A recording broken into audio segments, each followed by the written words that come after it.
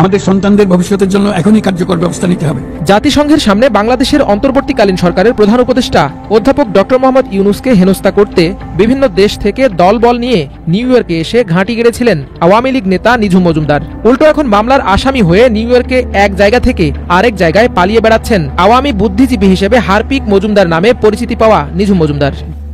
হাসিনা চাইতেছে তার কর্মীদের উস্কায় নামাবে, তারপর তারা রাস্তাঘাটে জনগণের পিটুনি খায় মারা যাবে দু একটা, সেগুলো সে দেখাবে সারা দুনিয়া, দেখো দেখো আমাদের উপরে কি অত্যাচার। আসসালামু আলাইকুম সম্মানিত দর্শক, আজকে আপনাদেরকে দেখাবো এমন একটি গুরুত্বপূর্ণ ভিডিও, যে ভিডিওটি দেখলে রীতিমতো অবাক হবেন। চাঞ্চল্যকর অবস্থা সৃষ্টি হয়েছে নেট দুনিয়ায় তুলপার, সামাজিক যোগাযোগ মাধ্যমে ভাইরাল। আসুন কথা না বাড়িয়ে দেখে আসি সম্পূর্ণ ভিডিওটি।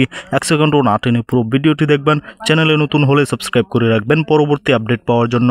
ভিডিওতে একটি লাইক করে দেখতে থাকুন সম্পূর্ণ ভিডিওটি।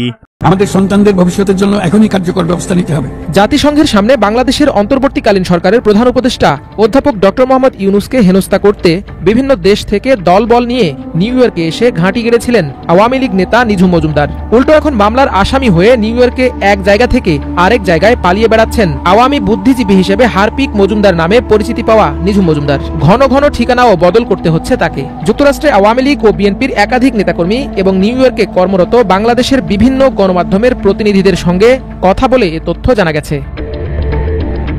তবে অজ্ঞাত স্থানে নিজের পছন্দের কয়েকজন সাংবাদিককে ডেকে মতবিনিময় করেছেন নিঝুম মজুমদার। সেখানে তত্ত্বাবধায়ক সরকারের অধীনে আগামী জাতীয় নির্বাচন আয়োজনে শেখ হাসিনার দাবির বিষয়ে একজন সাংবাদিক প্রশ্ন করলে এ আওয়ামী লীগ নেতা বলেন, দেশে সাংবিধানিক ধারাবাহিকতা রক্ষা করতে পারে কেবলমাত্র শেখ হাসিনাকে ভারত থেকে দেশে ফিরিয়ে এনে নিয়মতান্ত্রিক উপায়ে গঠিত তত্ত্বাবধায়ক সরকারের হাতে ক্ষমতা হস্তান্তরের মাধ্যমে। এ সময় হাসিনাকে এখনও সাংবিধানিকভাবে বাংলাদেশের প্রধানমন্ত্রী দাবি করেন এই আওয়ামী লীগার এবং বলেন, আমি মনে করি শেখ হাসিনা একটা ইলেকশন দিবেন এবং যদি তত্ত্বাবধায়ক সরকার ব্যবস্থা ফিরে আসে তখন তার কাছে ক্ষমতা হস্তান্তর করবেন। তত্ত্বাবধায়ক সরকার 3 মাসের মধ্যে নির্বাচন আয়োজন করবেন।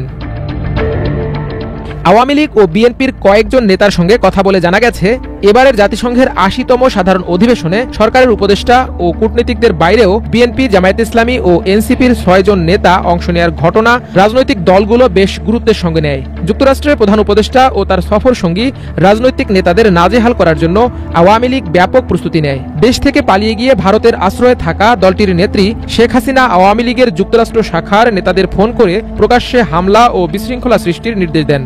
জ্যাকসন হাইটস, জামাইকা ও ম্যানহাটন এলাকায় আয়োজিত সমাবেশগুলোতে শেখ হাসিনা ভিডিও কল দিয়ে নেতাকর্মীদের ডক্টর ইউনূস ও তার সফর সঙ্গীদের যাতে অক্ষত ফিরে আসতে না পারে সে বিষয়ে সব ধরনের পদক্ষেপ নিতে নির্দেশ দেন। হাসিনা পুত্র সজীব ওয়াজেদ জয়ও ফোনে নেতাদের সঙ্গে যোগাযোগ করেন এবং অর্থের যোগান দেন। সূত্র জানিয়েছে, শেখ হাসিনার বিশেষ অ্যাসাইনমেন্ট নিয়ে বিভিন্ন দেশ থেকে বিপুল সংখ্যক নেতাকর্মী নিয়ে নিউ ইয়র্কে আসেন নিঝুম মজুমদারও। ম্যানহাটনে একটি হোটেলে অবস্থান করে নিঝুম মজুমদার হামলা ও জাতিসংঘের সামনে বিশৃঙ্খলা সৃষ্টির ছক আঁকেন। জ্যাকসন হাইটস এলাকা ও জন এফ কেনেডি বিমানবন্দরে বিএনপি সহ রাজনৈতিক নেতাদের নাজেহাল করে আওয়ামী লীগ। এ দুটি হামলার ঘটনার সময় নিঝুম মজুমদার পেছন থেকে নেতৃত্ব দিলেও 25 সেপ্টেম্বর রাতে ম্যানহাটনের গ্রেট হায়াত হোটেলে হামলার ঘটনায় সামনে থেকে তাকে নেতৃত্ব দিতে দেখা গেছে। এ হোটেলটিতে প্রধান উপদেষ্টা সহ রাজনৈতিক নেতারা অবস্থান করেন। হোটেলটিতে হামলার পর বাংলাদেশ সরকারের পক্ষ থেকে জোরালো পদক্ষেপ নিতে মার্কিন স্টেট ডিপার্টমেন্টকে অনুরোধ জানানো হয়। নিউ ইয়র্ক পুলিশের পরামর্শে এনসিপি নেতা আক্তার হোসেন বাদী হয়ে একটি মামলা করেন। আলামত হিসেবে নিঝুম মজুমদারের নেতৃত্বে হামলা ও মহড়ার ভিডিও ফুটেজ দেয়া হয়। 26 সেপ্টেম্বর জাতিসংঘের অধিবেশনে প্রধান উপদেষ্টার ভাষণের দিন জাতিসংঘ সদর দপ্তরের সামনে ব্যাপক লোক সমাগম ঘটায় বিএনপি সহ সমমনা দলগুলো। এতে পিছু হটতে বাধ্য হয় আওয়ামী লীগ। ওই দিন জাতিসংঘের সামনে সমাবেশ করতে এসে নাজেহাল হন আওয়ামী লীগের নেতাকর্মীরা। সেদিনের আওয়ামী লীগের সমাবেশ সম্পর্কে বিএনপির এক নেতা বলেন, আপনারা সবাই অবগত আছেন, গত 3-4 দিন ধরে নিউ ইয়র্কে আওয়ামী সন্ত্রাসীরা আওয়ামী লীগ নজিরবিহীন সন্ত্রাস ও নৈরাজ্য সৃষ্টি করেছে। তারা আমাদের নেতাদের ওপর বর্বর হামলা করেছে। হোটেলে এসেও আমাদের নেতাদের হত্যার হুমকি দিয়েছে আওয়ামী সন্ত্রাসীরা। তাদের নেত্রী ভারতের আশ্রয় থেকে ফোনে তার নেতাকর্মীদের নির্দেশ দিয়েছেন আমাদের নেতাদের নাজেহাল করার জন্য। এর সব রেকর্ড, নথি, ভিডিও ফুটেজ আমরা যথাযথ কর্তৃপক্ষের মাধ্যমে মার্কিন স্টেট ডিপার্টমেন্টে জমা দিয়েছি। এখন এরা গা ঢাকা দিয়ে আত্মরক্ষার চেষ্টা করছে বলেও জানান বিএনপির এ নেতা।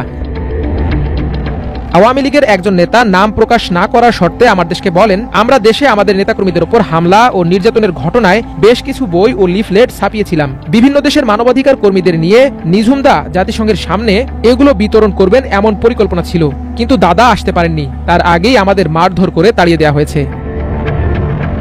জাতিসংঘের সদর দপ্তরের অনেক দূরের একটি সড়কের পাশে দাঁড়িয়ে নিঝুম মজুমদার ওই দিন ভারতীয় দুজন সাংবাদিককে সাক্ষাৎকার দেন। এতে গত বছর 5 আগস্ট শেখ হাসিনার ভারতে গিয়ে আশ্রয় নেওয়ার পর বাংলাদেশ থেকে 10 লাখ হিন্দু ভারতে পালিয়ে যেতে বাধ্য হয়েছেন বলে দাবি করেন তিনি।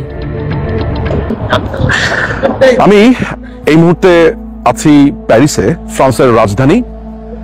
এখানে এসে আমার যে কুলাঙ্গারের কথা মনে পড়ছে, যেই নষ্ট ভ্রষ্ট যে লোকটির কথা মনে পড়ছে, রাজাকারের প্রধান অ্যাপোলজিস্ট পিনাকি ভট্টাচার্য। দর্শক, আপনারা জানেন যে এই পিনাকি ভট্টাচার্যকে আমি চ্যালেঞ্জ দিয়েছিলাম। সে বলে বেড়াতো নানান ধরনের বড় বড় বাকুম বাকুম করতো, এই হল্লা করতো, এই করব সেই করব। ধরা খেলো একটি তথ্য দিয়ে যে মুক্তিযুদ্ধে নাকি মাত্র 2000 মানুষ শহীদ হয়েছে বাংলাদেশে। মানে রাজাকারের তো একটা লেভেল থাকবে, যেখানে পাকিস্তানিরা হামিদুর রহমান কমিশনের রিপোর্টে বলছে আমরা 26,000-এর সন্ধান পেয়েছি, সেখানে রাজাকারের বাচ্চারা এতই ভয়ঙ্কর, অর্থাৎ চামচামি এবং দালালির লেভেল এমনই পৌঁছেছে যে পাকিস্তানিদের সংখ্যা ওই দালাল বিশ্বাস না করে বলছে 2000-এর কথা। সে যাকে আপনারা জানেন যে এই রাজাকারের বাচ্চাকে আমি চ্যালেঞ্জ দিয়েছিলাম। আমি বলেছিলাম যে সে তার যাকে খুশি তাকে সে নিয়ে আসুক, আর আমি একা, আমাকে প্রমাণ করে দিক যুক্তি এবং তর্কে যে মুক্তিযুদ্ধে মাত্র 2000 নিহত হয়েছে। কোথায়কার কোন গার্ডিয়ানের না কার একটা চোথা বের করেছে, সেই চোথা বের করে প্রমাণ করতে চাইছে। এ শুধু লম্বায় বেড়েছে, এর হাড্ডি শুধু বড়ই হয়েছে। Grey matter. প্রিয় দর্শক, সম্পূর্ণ ভিডিওটি দেখলেন, অবশ্যই বুঝতে পেরেছেন ভিডিওটি গুরুত্বপূর্ণ ছিল। দর্শক, এই ভিডিওতে যে তথ্যগুলো আপনারা পেয়েছেন এ বিষয়ে আপনাদের কি মতামত তা অবশ্যই কমেন্টে জানাবেন, এবং পরবর্তী আপডেট ভিডিওগুলো সবার আগে পেতে চ্যানেলটিকে এখনই সাবস্ক্রাইব করে রাখুন। এই মুহূর্তে বিদায় নিচ্ছি, দেখা হবে পরবর্তী কোনো ভিডিওতে। সে পর্যন্ত ভালো থাকুন, সুস্থ থাকুন। আসসালামু আলাইকুম।